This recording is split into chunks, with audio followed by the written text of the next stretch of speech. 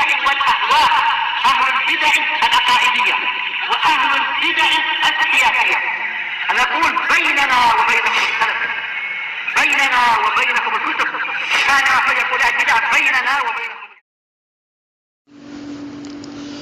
بسم الله الرحمن الرحيم.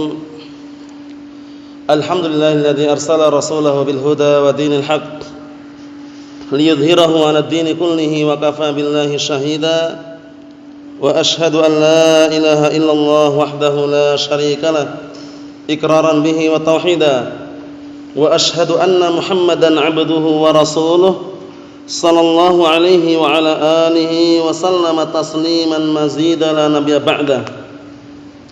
Ikhwani fid din, azzani wa azakumullah. Kemarin sudah kita sebutkan bahwasanya tauhid terbagi menjadi 3. Tauhid apa saja?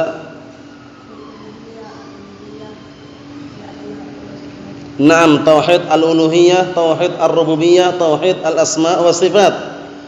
Dan juga sudah kami sebutkan pengertian atau definisi masing-masing pembagian tersebut. Tauhid al-uluhiyah definisinya apa? Akh Abdul Fattah. Naam, ifradullah ta'ala bil ibadah. Artinya naam, mengesahkan atau menunggalkan Allah Subhanahu wa taala dalam peribadatan.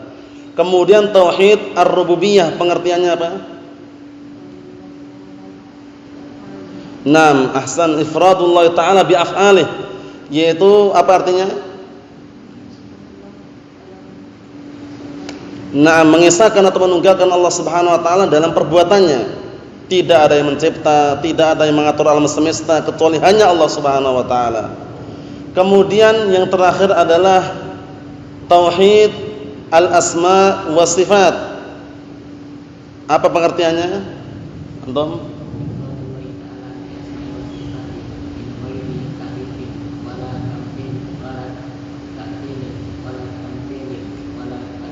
Na'am, barakallahu fikum. Jadi pengertian atau definisi tauhid al-asma wa sifat, ifradullah ta'ala bi asma'ihi wa sifatihi min ghairi takyifin wala tamtsilin wala ta'tilin wala apa? Tahrifin. Naam, afwan.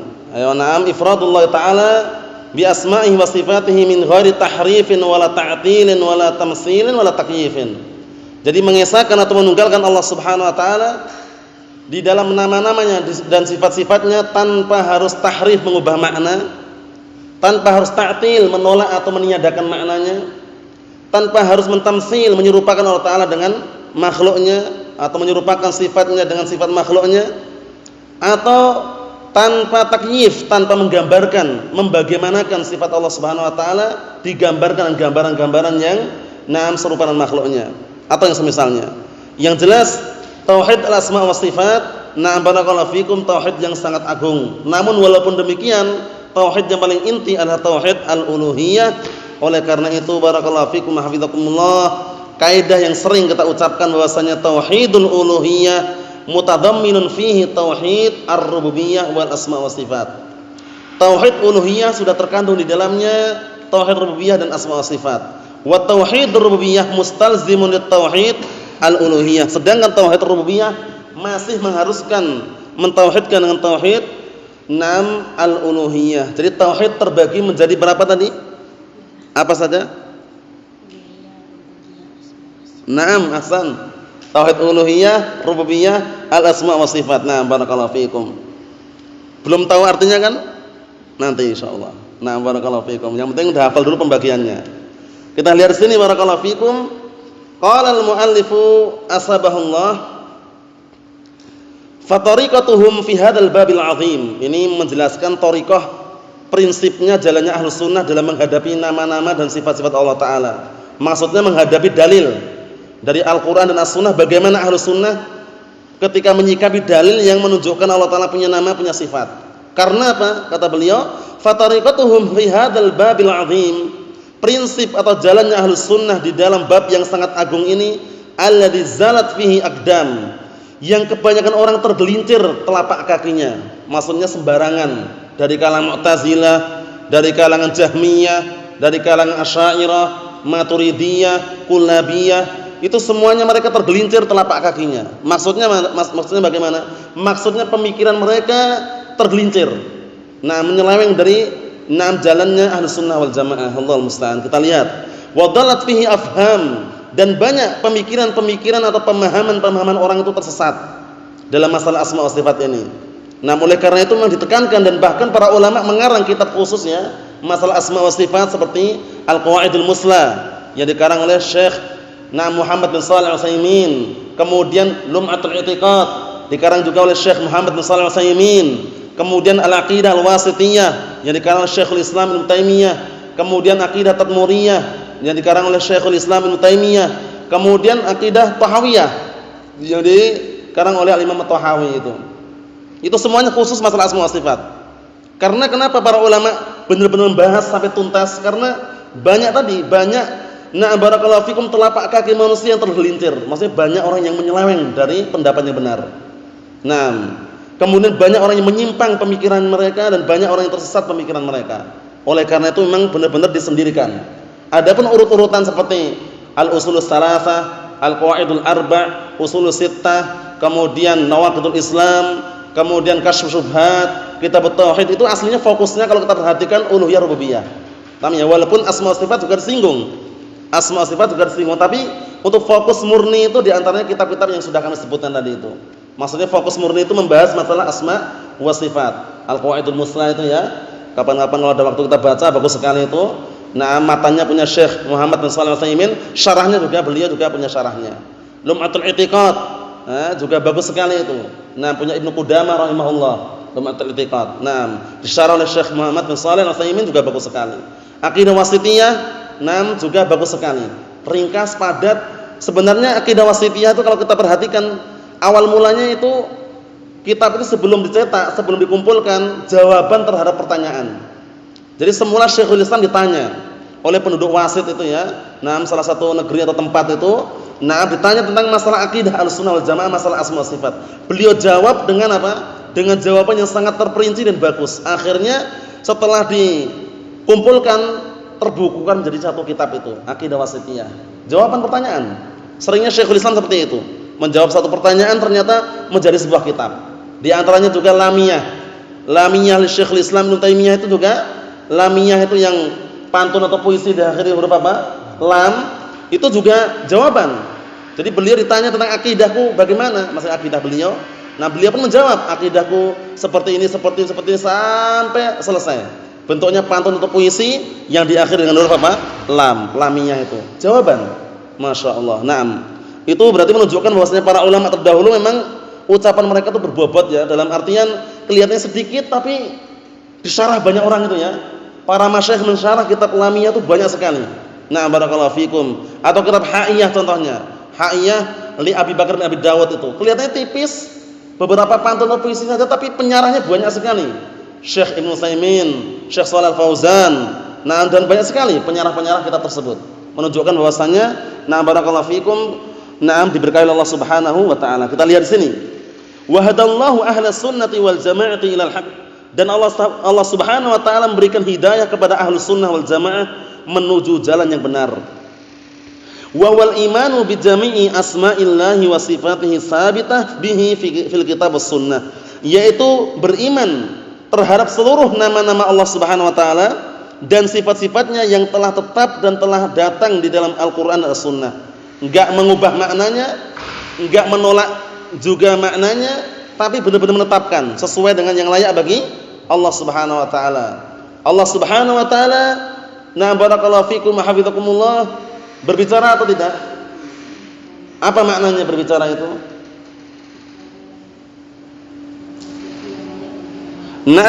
Berbicara yang hakiki, yang layak bagi Allah Subhanahu wa taala. Bagaimana bicaranya? Wallahu a'lam. Sudah kita kasih timbangannya kemarin ya, untuk masalah bagaimananya, bentuknya kayak apa, wallahu a'lam. Jadi Ahlus Sunnah menyerahkan kaifiyahnya kepada Allah Subhanahu wa taala, karena hakikat sesuatu yang tahu hanya Allah Subhanahu wa taala, masalah asma wa sifat ini. Oleh karena itu Allah Taala berfirman apa?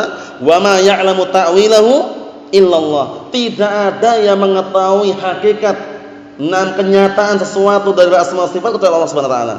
Kecuali Allah Subhanahu wa taala. Adapun kelompok sesat dari kalangan mufawwidah, mari kita sebutkannya, Kelompok Mufawwidah itu yang diserahkan apanya? Kalau Ahlus Sunnah kan kaifiyahnya, maknanya tetapkan. Kalau Mufawwidah apanya? Maknanya langsung. Allah Ta'ala punya tangan, ya dalam dalil ada Al-Qur'an, As-Sunnah, Allah Ta'ala punya tangan. Maknanya apa? Wallahu alam. Langsung gitu. Kalau kita tidak, maknanya menetapkan, maknanya ada yang sesuai dengan keagungan Allah Subhanahu wa taala, tangan yang hakiki yang sesuai dengan keagungan Allah Subhanahu wa taala. Adapun bagaimana bentuknya kayak apa? Wallahu a'lam. Itu Ahlus Sunnah. Kita lihat sini. Min ghairi tahrifin wala ta'til, tanpa mentahrif. Ingat-ingat, tahrif ini adalah apa? Barakallahu fikum, memalingkan makna dari zahir lafadznya tanpa dalil. Memalingkan makna dari zahir lafadznya tanpa dalil, namanya tahrif. Bedakan dengan tafsir. Kalau tafsir nanti memalingkan makna dari zahir lafadznya tapi dengan dalil. Itu tafsir. Diperbolehkan. Ya, yang dilarang itu tahrif. Ya, tahrif enggak boleh, tahrif enggak diperbolehkannya. Jadi yang terpuji yang mana? Tafsir. Namun terkadang para ulama menggunakan lafaz ta'wil. Jadi kalau antum tanya apa hukum ta'wil, jangan dikatakan enggak boleh, haram. Dirinci dulu. Apa maksud ta'wil tersebut? Kalau ta'wil yang antum inginkan adalah ta'wil yang maknanya tafsir, bagus, terpuji. Paham ya? Tapi kalau ta'wil yang antum inginkan adalah tahrif, haram. Karena tahrif itu mengubah makna dari zahir lafadznya tanpa dalil. Allah Subhanahu wa taala turun tidak? Misalnya kata mereka, turun, tapi yang turun bukan Allah. Apa? Utusannya, malaikatnya. Padahal terang-terangan dalam hadis yang sudah ma'ruf masyhur ya, yang zilu rabbuna tabaraka wa ta'ala kula lailatin hina yabqa thuluthul lail al-akhir. Allah Subhanahu wa taala turun ke langit dunia setiap malam sepertiga malam terakhir.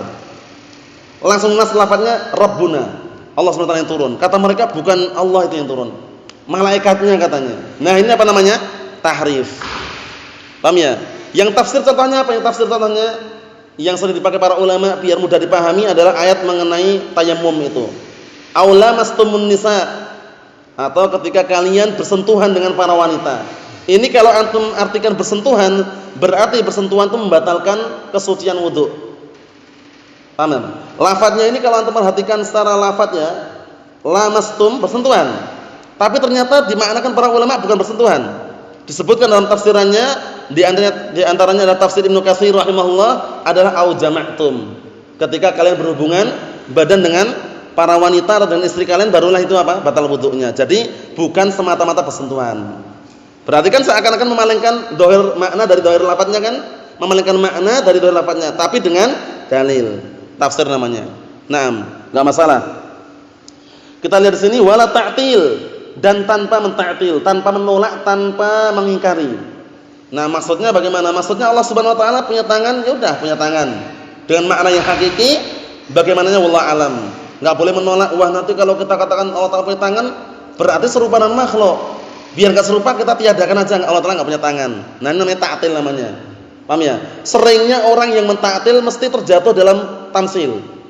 Jadi orang itu sebelum mentamsil dulu.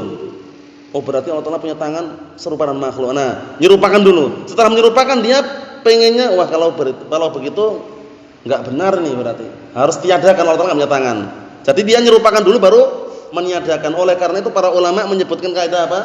Kullu mu'attilin mumassilun, na'am, wa kullu mumassilin mu'attilun. Itu sama-sama aja. Setiap mu'attil pasti mumatsil. Maksudnya setiap orang yang nolak nama dan sifat mesti sebelumnya itu dia nyerupakan dulu. Nah, dan orang yang menyerupakan Allah Subhanahu wa taala nama dan sifatnya seperti makhluk, ujung-ujungnya mentaktil. Tahu ya? Nah, kan sudah serupakan dulu, enggak mungkin, masa sih? Nah, seperti itu. Allah Subhanahu wa taala masa punya tangan seperti makhluk lah, seperti kita inilah. Akhirnya ujung-ujungnya apa? Kalau gitu berarti Allah Taala enggak punya tangan. Tahu ya? Allah musta'an, ini sangat keliru ya. Nah, yang ta'til seperti ini terbagi menjadi apa? Dua.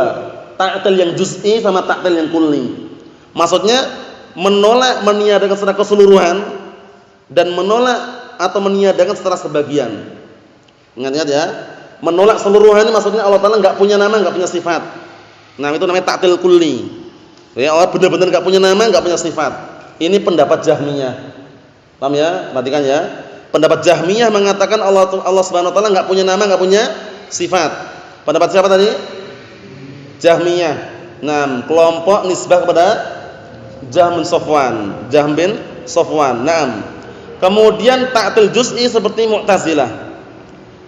Mu'tazilah mengatakan Allah Ta'ala punya nama tapi tidak punya sifat. Mu'tazilah. Nah, punya nama tapi tidak punya sifat. Allah Ta'ala itu sami' bila sam', basir bila basar. Paham ya? Maksudnya Allah Ta'ala itu zat yang maha mendengar tapi enggak memiliki pendengaran. Allah Ta'ala zat yang maha melihat tapi enggak memiliki penglihatan. Jadi sifat ditiadakan, nama ditetapkan. Itu Mu'tazilah. Kelompok yang menisbahkan diri kepada pemimpinnya itu siapa? Siapa itu Mu'tazilah? Berulang-ulang itu. Wasil bin Atha al-Mu'tazili. Pandai bicara, pandai melanturkan kata-kata tapi tidak bisa mengucapkan huruf apa? Huruf ra. Coba antum bisa enggak ra? Ra itu. Ayo. Paham ya? Mu'tazilahnya barakallahu fikum Wasil bin Atha ini enggak bisa dia. Tapi kalau bicara jangan tanya. Paham ya? Kalau untuk masalah muhadharah, khutbahnya itu sebutkan terjemahnya itu fasih kalamnya itu. Ini tapi ahlu bidah ya. Cuman kalau untuk huruf ra enggak bisa dia. Seringnya itu mencari bahasa yang lain, intinya semakna walaupun tanpa huruf ra. Apa kisahnya itu? Apa kisahnya? Suatu ketika suruh mengucapkan apa itu? Akhirnya dia lari di ra ketemu juga yang semakna. Ingat enggak antum? Ewa. Suatu ketika dia disuruh mengucapkan burun. Burun itu semacam gandum. Bahasa Arabnya burun, bur. Paham ya? Itu kan ada ra-nya itu. Takut dia lari. Wah, ini gimana caranya? Tapi dia ketemu yang semakna, qamhun. Qamhun itu semacam gandum atau tepung juga. Jadi dia lari dari ra ketemu qamhun semakna. Paham ya? Akhirnya orang pada kagum, tapi apa? Sebagaimana sebutkan Syekhul Islam Ibnu Qayyim rahimahullah, u'tu dzaka'an wa lam yu'tu zaka'an. Apa artinya ini? U'tu zaka'an wa lam yu'tu zaka'an. Maksudnya ahlu bid'ah wad dhalal mereka terkadang diberikan kecerdasan namun tidak diberikan kesucian hati. Cerdas dia, ra tapi enggak bisa. Pemikirannya sesat. Apa tadi pemikirannya? Allah Ta'ala punya nama? Punya. Sifat? Enggak punya. Nama saja? Iya. Nah, datanglah oknum yang ketiga, Asy'ariyah. Bergaya dia, kalian berdua keliru. Mu'tazilah keliru. Jahmiyah keliru. Nah terus kata kami yang benar. Allah Subhanahu wa taala itu punya nama, punya sifat, tapi cuma 7. Ini Asy'ariyah ya. Jadi Asy'ariyah ini bergaya yang benar itu ya. Nah, kalian tuh keliru wahai Jahmiyah. Masa Allah Ta'ala enggak punya nama, enggak punya sifat katanya. Mu'tazilah keliru juga, masa punya nama enggak punya sifat bagaimana? Paham ya? Nama Allah punya nama ya sifat ada gitu loh katanya. Nah, kemudian ditanya lah kalian apa? Tanya. Kata Asy'ariyah mengatakan kalau kami menetapkan Allah Ta'ala punya nama, punya sifat tapi 7. Itu pun 7 bukan berdasarkan dalil tapi sesuai dengan yang diterna oleh akal. Jadi kalau ada dalil yang menetapkan nama dan sifat kok tidak cocok oleh akal, sama mereka ditolak. 7 itu terkumpul dalam pantun atau puisi, nanti dihafal ya. Dihafal ya, udah hafal? Udah? Antum udah hafal atau masih lupa? Lupa juga? Hayyun, alimun, qadirun, wal kalamu lahu, iradatun, kadzaka as-sam'u wal basaru. Ana ulang lagi. Jadi 7 tersebut kata mereka hayyun, zat yang maha hidup. Alimun, zat yang maha mengetahui. Qadirun, zat yang maha mampu. Naam, al-kalam berbicara. Kemudian iradah, zat yang maha menghendaki atau punya keinginan. Kemudian apa? As-sam'u wal basaru, zat yang maha mendengar dan maha melihat. 7 ini tok. Ini pun yang sesuai dengan apa tadi? Akal. Datanglah Ahlus Sunnah. Kalian semua itu sama saja. Paham ya? Kalian tuh keliru semuanya. Allah Subhanahu wa taala punya nama, punya sifat tidak terbatas dengan batasan yang hitungan kita. Maksudnya kita enggak bisa menghitung, enggak bisa membatasi. Na'am barakallahu fikum. Paham maksudnya ya? Jadi sangat banyak sekali nama-nama dan sifat-sifat Allah Subhanahu wa taala. 7 tadi sudah terkumpul. Hayyun, alimun, qadirun, wal kalamu lahu, iradatun, kadzaka as-sam'u wal basaru. 7. Mudah kan? Sudah ingat? Ingat belum? Dihafal nanti ya. Nah, barakallahu fiikum ya. Sudah tercatat belum antum? Sebutkan 7, sebutkan dulu. Walaupun enggak harus dengan pantunnya.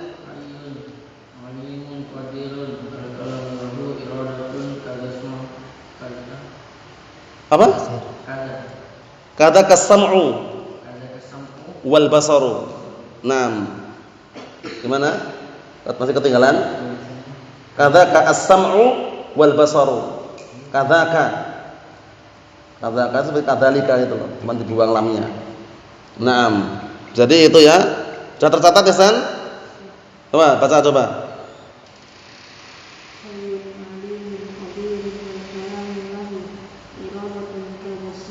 Kadzaka. Naam. Paham ya? Hayyun 'alimun qadirun wal kalamu lahu iradatun kadzaka as-sam'u wal basaru. 7 itu. Naam, Ahlus Sunnah menetapkan bukannya 7 saja. 7 itu masih diprotes karena mereka menetapkan karena sesuai dengan akal mereka. Bukan karena dalil. Jadi kalau ada dalil yang menetapkan adanya nama-nama yang lain kok tidak cocok dengan akal, mereka tolak. Nah, masih keliru berarti. Paham ya? Jadi ternyata di situ ada 3 kelompok. Yang paling parah itu Jahmiyah karena enggak ada nama, enggak ada sifat sama sekali. Karena apa, barakallahu fikum, kalau yang namanya tidak ada nama, tidak ada sifat itu sesuatu bukan? Bukan sesuatu kan, itu udah kita lewati ya. Yang namanya sesuatu itu pasti memiliki sifat yang paling inti, yaitu apa? Maujud, ada. Pak, percaya enggak? Kalau sesuatu mesti memiliki sifat yang inti, itu ada. Paham maksudnya? Nah, kalau enggak ada bukan sesuatu. Nah, itu jin itu buktinya enggak ada, Ustaz. Siapa yang bilang? Jin ada cuma enggak nampak. Sesuatu bukan? Sesuatu juga. Jadi sesuatu itu jangan bayangannya yang nampak terus, enggak. Sesuatu ada 2 jenis, sesuatu yang nampak, sesuatu yang tidak nampak. Jin, malaikat, sesuatu bukan? Sesuatu, cuma enggak nampak. Tapi kan ada. Kalau enggak ada apa? Bukan sesuatu. Oleh karena itu para ulama menyebutkan bahwasanya yang namanya sesuatu itu pasti memiliki sifat yang inti, itu ada. Jadi kalau mereka mengatakan Allah Ta'ala itu ada enggak? Ada katanya. Tapi enggak punya nama, enggak punya sifat. Ada itu sendiri sudah sifat, itu loh. Paham ya? Terbatas di situ, satu. Kedua, kalau benar-benar enggak ada sama sekali, berarti kalian menyerupakan Allah Ta'ala dengan sesuatu yang tidak ada. Tambah parah enggak? Tambah parah. Menyerupakan Allah Ta'ala dengan sesuatu yang ada aja sudah parah, apalagi menyerupakan Allah Subhanahu wa Ta'ala dengan sesuatu yang tidak ada, yang bukan sesuatu. Allah musta'an. Ya seperti itu keadaannya mereka, Allah musta'an, membuat kepala itu pusing. Nah, yang jelas Ahlus Sunnah wal Jamaah menetapkan Allah Ta'ala punya nama dan punya sifat dengan barakallahu fikum jumlah yang kita tidak mengetahuinya. Nah, adapun dalil yang sering kita dengar, innalillahi tis'atan wa tis'ina isman man ahsaha dakhalal jannah. Sesungguhnya Allah Subhanahu wa taala memiliki 99 nama. Barang siapa yang berdoa dengannya maka dijamin masuk surga. Itu bukan pembatasan, namun penyebutan keutamaan 99 nama tersebut. Wa illa nama-nama yang lain punya. Cuman yang dikhususkan memiliki keutamaan di antaranya 99 nama tersebut. Disebutkan oleh Syekh Muhammad bin Shalih Al-Utsaimin, permisalannya seperti orang yang mengatakan aku memiliki 500 dirham yang aku persiapkan untuk sedekah. Nah, apakah maknanya dia nggak punya uang yang lain? Punya, punya. Cuman yang 500 ini disiapkan untuk sedekah gitu loh. Paham ya? Hampir mirip tadi kan? Allah Subhanahu wa taala punya nama yang lain, cuman yang 99 nama ini dikhususkan yang berdoa dengannya mendapatkan jaminan masuk surga tadi itu. Nah, barakallahu fikum. Bahkan Syekh Ibnu Utsaimin rahimahullah, kalau tidak salah untuk bisa lihat kitabnya, dalam kitab Al-Qawaidul Muslah beliau mengumpulkan itu lebih dari 99. Jadi bukan batasan ya, bukan batasan, barakallahu fikum, seperti itu. Kalau orang sufiah apa? Ingat enggak? Orang sufiah ketika menetapkan 99 nama, dalil mereka apa? Nah, barakallahu fikum, dalil mereka itu ayat firman Allah Subhanahu wa taala, "Wa fi anfusikum afala tubsirun." Ingat, Pak. Nah, pada diri-diri kalian itu ada dalil. Kenapa kalian tidak memperhatikan dan melihatnya? Apa katanya? Apa?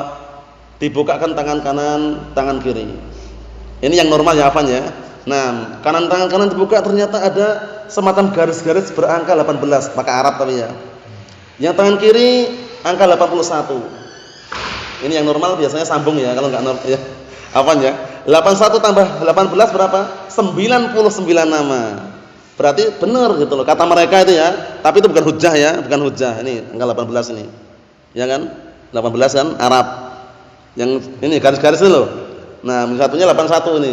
Kalau sambung 81 ya. Nah, barakallahu fikum, kata mereka seperti itu. Allahumma musta'an. Itu semuanya cuman bermainkan akal saja ya. Yang jelas nama Allah Subhanahu wa taala itu banyak sekali, kita tidak bisa menghitungnya dengan hitungan-hitungan tertentu karena yang mengetahui hanya Allah Subhanahu wa ta'ala. Na'am barakallahu fikum. Oleh karena itu kita hanya diberikan arahan dan dorongan agar berdoa dengan nama-nama tersebut. Na'am barakallahu fikum. Walillahil asmaul husna fad'uuhu biha. Dan hanya milik Allah nama-nama yang indah, maka berdoalah kalian dengannya. Maksudnya nama-nama yang indah itu bagaimana maksudnya? Maksudnya nama-nama Allah Subhanahu wa taala itu mencapai puncak keindahan itu karena mesti mencocoki sesuai dengan zat yang dinamai. Adapun makhluk tidak. Ya kan? Terkadang ada orang namanya Abdurrahman, paham ya? Atau yang lainnya apanya? Atau namanya Muhammad atau Saleh atau Mahmud misalkan, nama manusia. Ada juga yang nakal, ada juga yang saleh beneran. Itu kalau manusia ya. Jadi nama itu terkadang tidak mencerminkan jadi nama gitu loh. Tapi kalau Allah Subhanahu wa taala mesti itu. Allah Subhanahu wa taala dinamai dengan Sami, ya benar-benar zat yang Maha mendengar. Allah Subhanahu wa taala dinamai dengan Al-Karim, ya benar-benar zat yang Maha dermawan gitu loh. Tapi kalau manusia kan tidak. Itulah yang dinamakan dengan Asmaul Husna. Nama-nama yang indah, masih mencari puncak keindahannya itu apa? Menunjukkan kesempurnaan Allah Subhanahu wa taala. Jadi menunjukkan zat yang dinamai. Maksudnya ya, sesuai dengan dinamai. Tapi kalau manusia kan tidak. Manusia kan terkadang seperti yang disebutkan tadi kan, mungkin di Arab atau di mana itu namanya bagus Islami, Muhammad, Mahmud, Saleh. Tapi pencuri ada enggak? Pencuri juga ada. Namanya bagus. Berarti menunjukkan apa kalau manusia itu terbatas. Tidak. Nah, barakallahu fiikum dikatakan sempurna secara mutlak. Nah, barakallahu fiikum seperti itu. Jadi pantun nanti dihafal ya pantun tadi ya. Hayyun 'alimun qadirun wal kalamu lahu iradatun kadzaka sam'u wal basaru. Yang sebelum ini ada yang enggak suruh menghafal kemarin? Ya, cuman itu ya, pengertian tauhid tadi ya. Nah, barakallahu fikum. Kalau antum ilmu yakinun hafal belum? Lupa lagi? Bisa? Masih ingat? Lupa? Ya sekalian nanti di-starkan ya, gabung. Jadi caranya gini, barakallahu fikum, kalian itu kalau dikit-dikit enak. Jadi nanti antum setoran dua ya, yang ilmun yakinun wa ikhlasun wa sidquka mahabbatan wa qiyadin wal qabulillaha wa zida thaminuhal kufranu minka bimas walillahi minal asya'i qad ulliha. Satu sama yang ini tadi. Insyaallah ya. Hayyun 'alimun qadirun wal kalamu lahu iradatun kadzaka sam'u wal basaru. Itu na'am barakallahu fikum. Subhanakallahumma wa bihamdika asyhadu an la ilaha illa anta astaghfiruka wa atubu ilaik.